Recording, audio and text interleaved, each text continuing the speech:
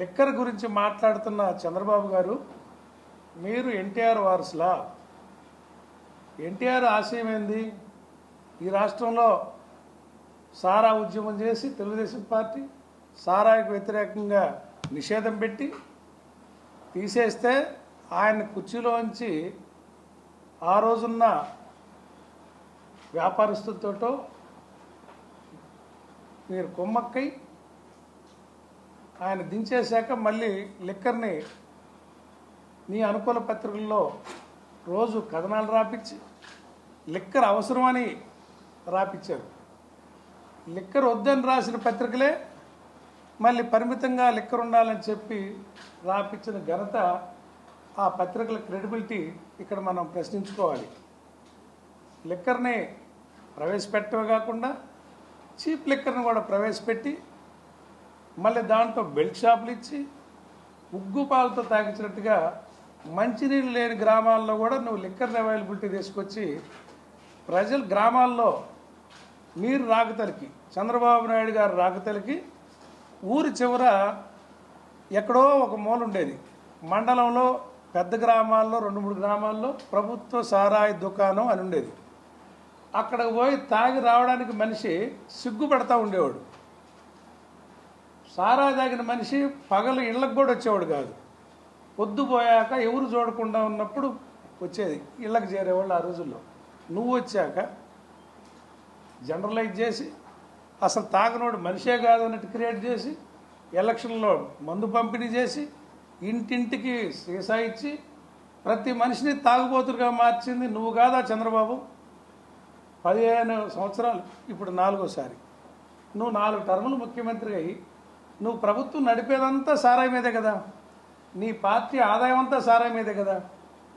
నువ్వు ఎవరిని ఎట్లా విమర్శిస్తావు? జగన్మోహన్ రెడ్డి గారు 4,500 షాపులుంటే 1/3 షాపులు తీసేసి 1,500 షాపులు తీసేసి ప్రభుత్వ దుకాణాలు పెట్టి, అంటే సిండికేట్లు లేకుండా దళారులు లేకుండా వీళ్ళు ఇష్టం వచ్చినట్టు గతంలో లిక్కర్ మాఫియాలు ఉండేవి. ఆ లిక్కర్ మాఫియాలని లిక్కర్ సిండికేట్లని తీసేసి ప్రభుత్వమే పెట్టి ఆయన ఎన్నికల్లో ముందే చెప్పాడు, నేను నిషేధం దిశగా వెళ్ళటానికి కొన్ని సంవత్సరాల పాటు రేటు పెంచుకుంటూ పోతాను, కొనాలంటే ఖర్చు అయింది కాబట్టి వినియోగదారులు వాళ్ళంతటా వాళ్ళే మానుకునేటట్టు చేస్తానని. జగన్మోహన్ రెడ్డి గారి ప్రభుత్వంలో 2014-19 మధ్య ఒక టైమింగ్ ఉండేది. ప్రభుత్వ షాపులు ఉండేవి, ఒక వేళలో మాత్రమే అవి ఉండేవి.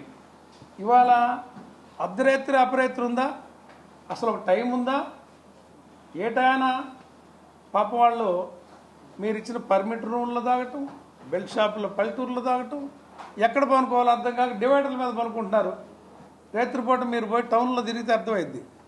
వాళ్ళు తాగి డివైడర్ల మీద పనుకుంటున్నారు. ఏదైనా తొక్కితే వాళ్ళు అటు ఇటు పడితే వాహనాలు తొక్కితే ఏమవుతుంది?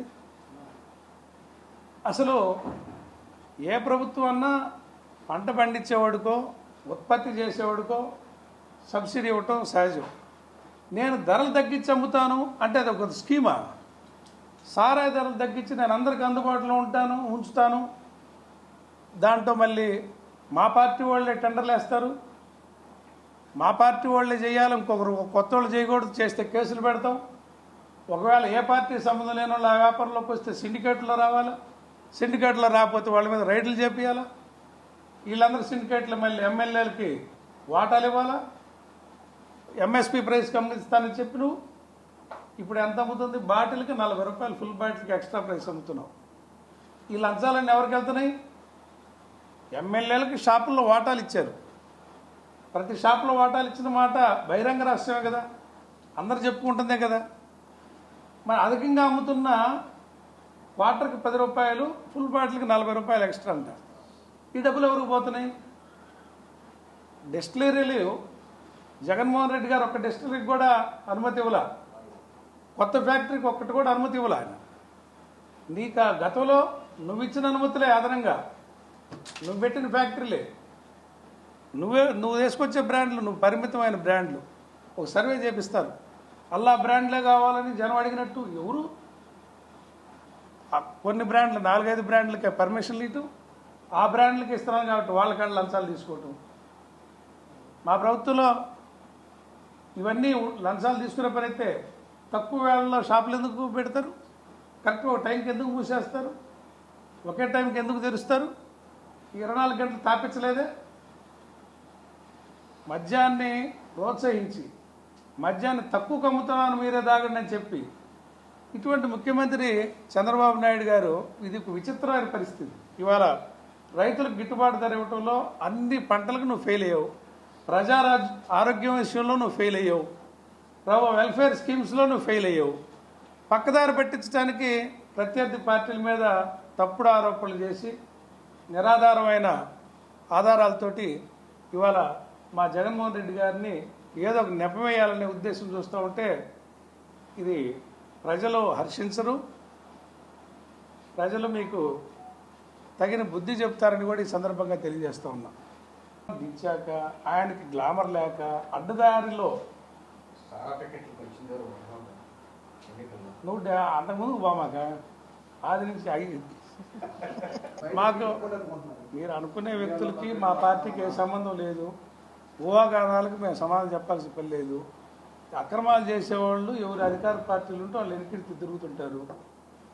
అధికార పార్టీల్లో ఎవరుంటే వాళ్ళు వెనక్కి ఏదో తిరగాలనుకుంటారు. అయినా ఎవరో తెలియకుండా మనం వాటన్నిటికీ సమాధానం చెప్పాల్సిన అవసరం ఇంకా